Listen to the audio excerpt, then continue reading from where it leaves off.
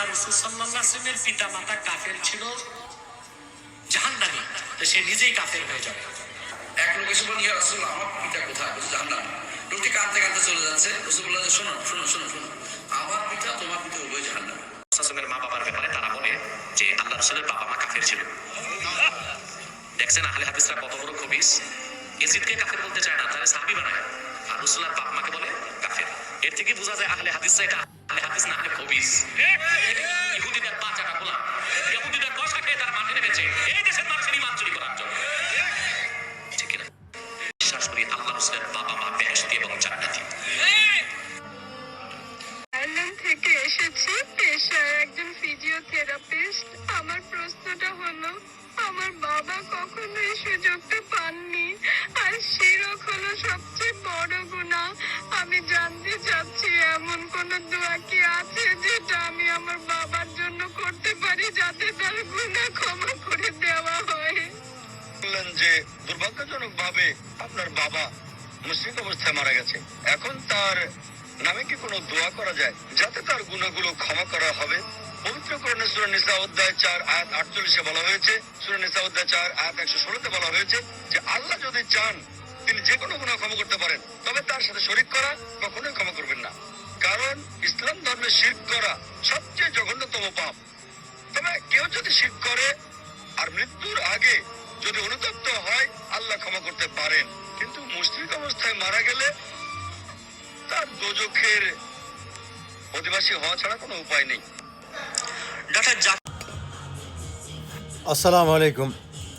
তাহলে এখানে দেখলাম যে আমাদের আব্বাসী হুজুর বললেন যে আমাদের নবী করিম সাল্লাল্লাহু আলাইহি সাল্লামের পিতা মাতা বিনা হিসাবে বিনা দলিলে তারা বিশ্বাস করে যে ওনারা জান্নাতবাসী। আর অন্যান্য হুজুররা তারা বলতেছে সহিহ হাদিস আছে আমাদের নবী করিম সাল্লাল্লাহু আলাইহি সাল্লামের পিতা মাতা হয়তো জাহান্নামী। যাই হোক, এখন আমরা মহান আল্লাহর মুখে শুনব যে আমাদের নবী করিম সাল্লাল্লাহু আলাইহি ওয়াসাল্লামের পিতামাতা ওনাদের মানে কবরের অবস্থা কীরকম আছে, ওনারা কি জান্নাতে যাবেন না বেহেশতে যাবেন, নাকি ওনারা দোজখে যাবেন, নাকি আল্লাহ রাসূলুল্লাহ সাল্লাল্লাহু আলাইহি সাল্লাম এ বিষয়ে কি জানাইছেন, সহিহ হাদিসে কি আছে, আল্লাহ রাসূলের মুখ দিয়ে শুনব সহিহ হাদিস থেকে, এবং একটা সারমর্ম হয়তো নিয়ে আসতে পারবো যে আল্লাহ তাআলা কী বলছেন। আল্লাহ এবং আল্লাহ রাসূল যদি বলে থাকেন কোনো কথা, সেটা তো আর মানে ইয়ে করার কোনো কিছু নাই। আর জান্নাতে কে যাবে আর দোজখে কে যাবে, এটা একমাত্র আল্লাহর হাতেই পাওয়ার, অন্য কারোর হাতে পাওয়ার না। যদি কেউ শিরক করে মৃত্যুবরণ করে এবং তাদের কাছে যদি কোনো নবী রাসূল না যেয়ে থাকে, তো সেটা তো ভিন্ন কথা। আর যদি শিরক করে যদি থাকে, তাহলে তার জান্নাত তার জন্য হয়তো হবে না, সেটাও আল্লাহর বা যেহেতু কোরআন শরীফ বলছে দেবেন না, সেখানে তো আর কোনো কিছু কথা থাকে না। তাহলে আমরা কুরআন এবং হাদিসের আলোকে দেখব যে আমাদের রাসূলুল্লাহ সাল্লাল্লাহু আলাইহি সাল্লাম তার বাবা মা সম্বন্ধে কী বলেছেন। সহিহ হাদিসটা এখন আমরা দেখি আল্লাহ রাসূলুল্লাহ সাল্লাল্লাহু আলাইহি সাল্লাম তার পিতামাতা সম্পর্কে কী বলেছেন। আল্লাহ রাসূলুল্লাহ সাল্লাল্লাহু আলাইহি সাল্লাম সহিহ মুসলিম শরীফের হাদিসের 976 নম্বর হাদিসে কি বলছেন যে আমি আমার পিতার কবর জিয়ারত করার অনুমতি চাইলাম, আমাকে অনুমতি দেওয়া হলো, কিন্তু তার জন্য ক্ষমা প্রার্থনা করার অনুমতি চাইলাম, আমাকে অনুমতি দেওয়া হলো না। তাহলে এই হাদিস থেকে বোঝা যায় নবী সাল্লাল্লাহু আলাইহি সাল্লামের পিতা ইসলামের দাওয়াত পাওয়ার আগেই মৃত্যুবরণ করেছিলেন এবং তার জন্য ক্ষমা প্রার্থনা করা। দ্বিতীয় হাদিসটা হচ্ছে গিয়ে সহিহ মুসলিমের হাদিস, 203 নম্বর হাদিস। সেখানে আল্লাহ রাসূলুল্লাহ সাল্লাল্লাহু আলাইহি সাল্লাম কাছে এক ব্যক্তি নবী সাল্লাল্লাহু আলাইহি সাল্লামকে জিজ্ঞেস করলো, হে আল্লাহর রাসূল, আমার পিতা কোথায়? তখন নবী সাল্লাল্লাহু আলাইহি ওয়াসাল্লাম তাকে উত্তর দিলেন, তোমার পিতা আগুনে। লোকটি চলে যেতে লাগলো।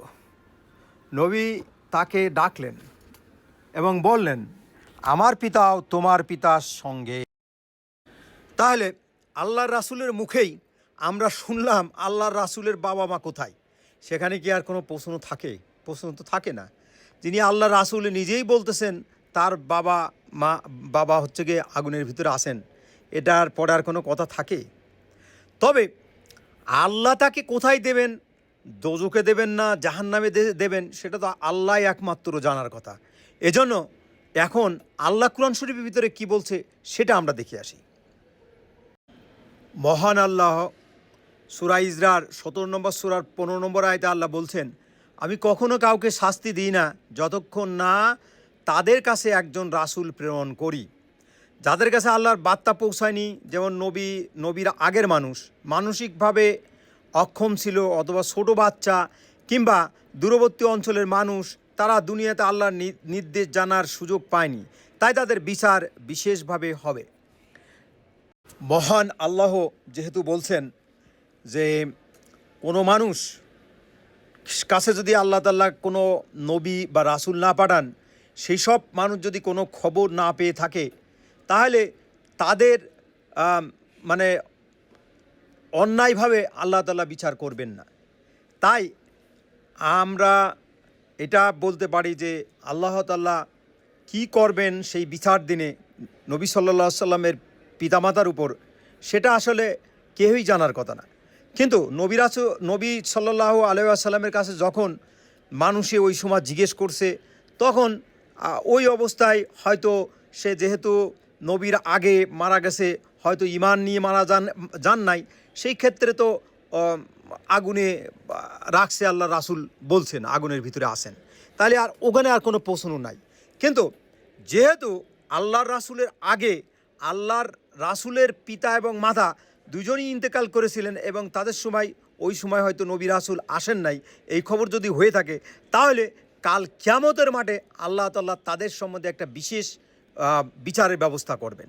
তাহলে আমরা দেখি ওই জাতীয় লোকগুলো কারা।